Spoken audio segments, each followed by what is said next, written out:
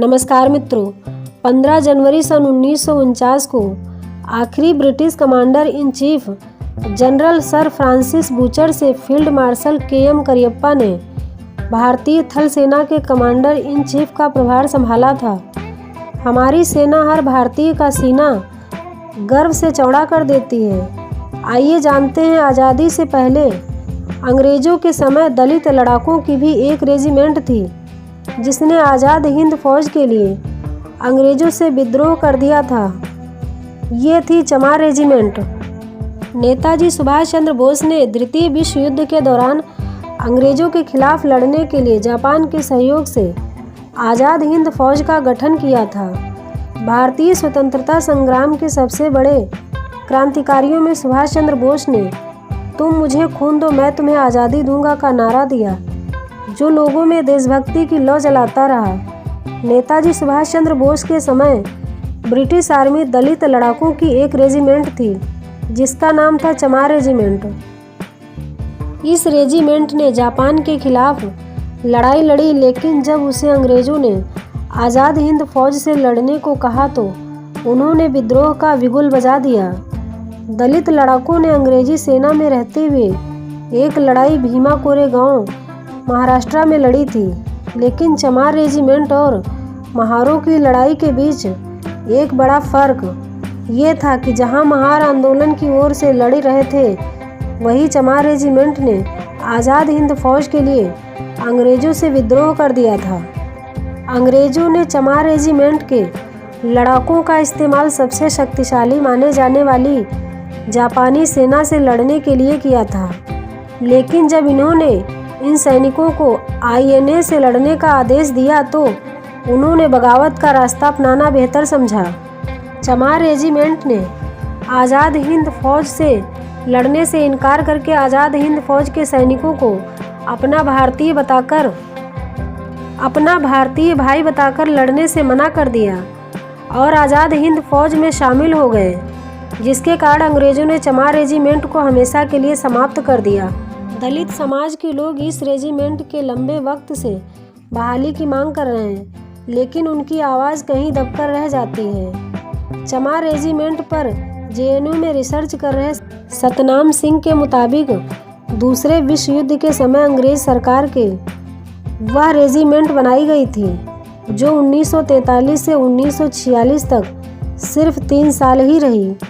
चमार रेजिमेंट और उसके बहादुर सैनिकों के विद्रोह की कहानी उन्हीं की जुबानी नामक किताब के लेखक सतनाम सिंह बताते हैं। कोहिमा में चमार रेजिमेंट ने अंग्रेज़ों की ओर से 1944 में जापानियों के खिलाफ लड़ाई लड़ी।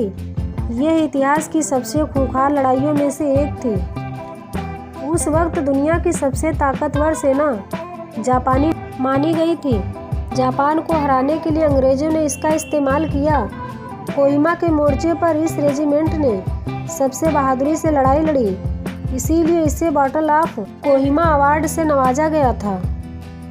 चमार रेजिमेंट को बहाल करने की मांग करने वाले दलित नेता आर.एस. पुनिया बताते हैं कि एक वक्त ऐसा आया जब अंग्रेज़ों ने चमार रेजिमेंट को प्रतिबंधित कर दिया था।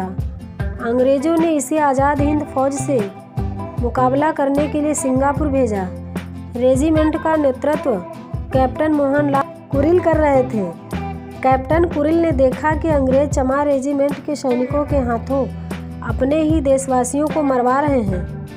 इसके बाद उन्होंने इसको आईएनए में शामिल कर अंग्रेज़ों के खिलाफ युद्ध करने का निर्णय लिया। तब अंग्रेज़ों ने 1946 में इस पर प्रतिबंध लगा दिया था।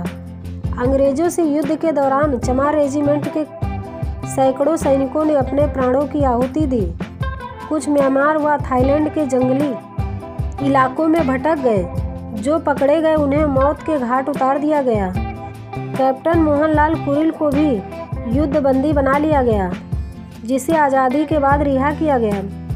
वह 1952 में उन्नाव की सफ़ीपुर विधानसभा से विधायक भी रहे। इस रेजिमेंट को बहाल करने की लड़ाई लड़ने वाले दलित नेता शांत प्रकाश जाटो के मुताबिक अब इसके मात्र एक सैनिक जिंदा है।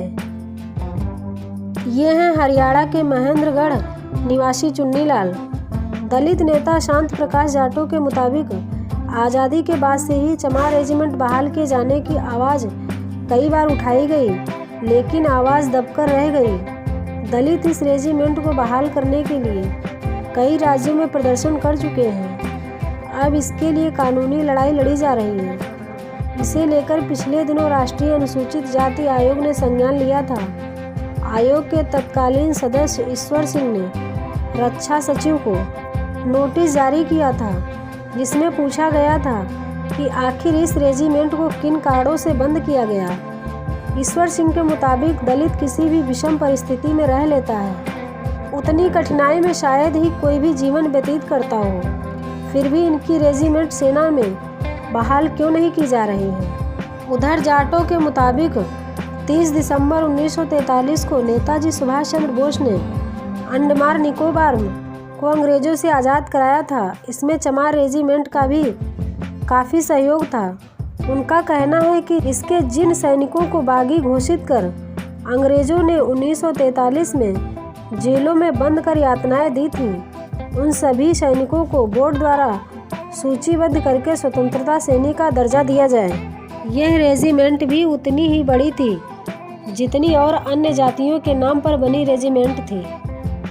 मित्रों, ये हमारी वीडियो अगर आप लोगों को अच्छी लगे तो हमारे चैनल को सब्सक्राइब कीजिएगा, लाइक कीजिएगा और कमेंट कीजिएगा। धन्यवाद।